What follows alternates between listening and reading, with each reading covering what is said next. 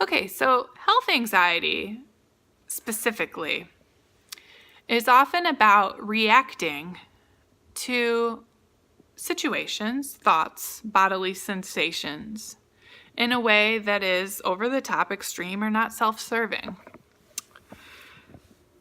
One way to desensitize yourself to this horrible way of thinking and this horrible process of overreaction is to pay very close attention to your thought processes and how you respond to these sensations. And when you feel one of the thoughts come in, to shout out or to say a power word. Now, this power word can be any word you choose. I choose the word bananas because I think it is bananas to allow a thought process to completely disrupt my peace of mind and joy. So to give you an example, if I am standing at the kitchen sink and I'm washing a mug and I feel like a strange tickle in my throat, my subconscious mind is going to try to get in my conscious mind a warning signal that I need to worry about this tickle in an unrealistic kind of way. The minute I recognize that thought is occurring, I just say, bananas. This does two things. One, it helps me change up the scenario and focus on something else. Two, it helps me become more aware of how often I let my thoughts travel in a negative, useless direction. And eventually it helps me become desensitized to that negative kind of thinking. So I challenge you to be very mindful of the words that you tell yourself in your mind and to pay close attention to if those words are serving you and your life's purpose and your joy and peace or not. And should you feel that thought come in, find your power word and say it out loud. I can almost guarantee you that after a couple of weeks of being very mindful and paying close attention, you'll be using that word less and less, and that is a beautiful place to start.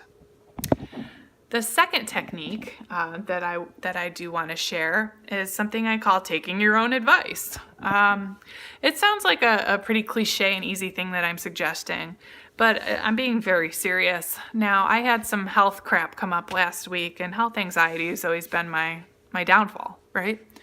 So as I was driving to the doctor's office, I knew that I had a history of kind of rambling about and kind of getting very emotional when I go to the doctor's office, because that's always been kind of a trigger for me, right? So what I did was, and I probably looked nuts to anybody driving by me in another car, but I pretended that I was sitting next to myself in the passenger side. And I decided that I was going to talk to myself, my invisible self, and give myself advice on what to expect in the doctor's office and how to be calm and basically what could possibly realistically go wrong and whether or not I should worry. But basically talking the scenarios out and giving myself advice, it showed me that I had the knowledge in there to not respond and react in an emotional and negative way. I had the knowledge. I just had to take control of the situation.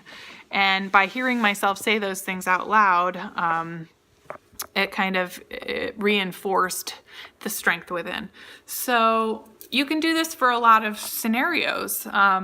But I think it's important to say those things out loud, write them down, share them with somebody.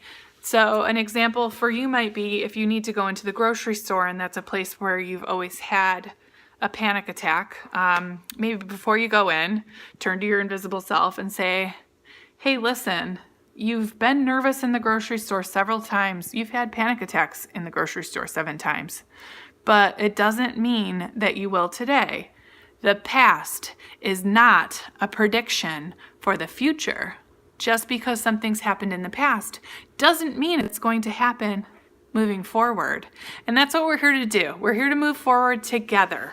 So I hope my 2 tips today have helped you maybe at least consider starting to really make some changes and to really hold yourself accountable for the anxious thinking and to turn things around and live a positive life. I look forward to our next video. I hope that if you have any questions for me, you can send them my way and I will do my best to answer them. But this is a journey. This isn't going to happen quickly. It's not going to happen overnight. If you're serious about not being a super anxious person anymore, then give yourself a few months to make life changes. And I'll be there with you. I'll help you as best as I can. Yeah, I'm not a doctor, but I've done this before. I got this. We got this. Till next time. Cheers.